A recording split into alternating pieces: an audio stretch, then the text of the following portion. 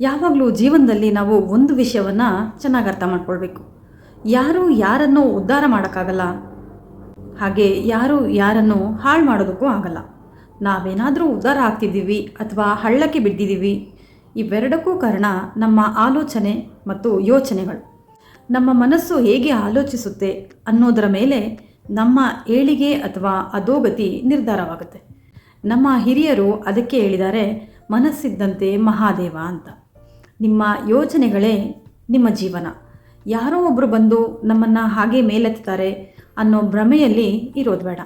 ನಾವೇನಾದರೂ ಮಾಡಬೇಕು, ಬೆಳಿಬೇಕು, ಉದ್ಧಾರ ಆಗಬೇಕು ಅಂದರೆ ನಾವೇ ಯೋಚನೆ ಮಾಡಿ ನಮ್ಮ ಧೈರ್ಯ, ಆಸಕ್ತಿ ಆಧಾರದ ಮೇಲೆ ಕೆಲಸ ಸ್ಟಾರ್ಟ್ ಮಾಡಬೇಕು.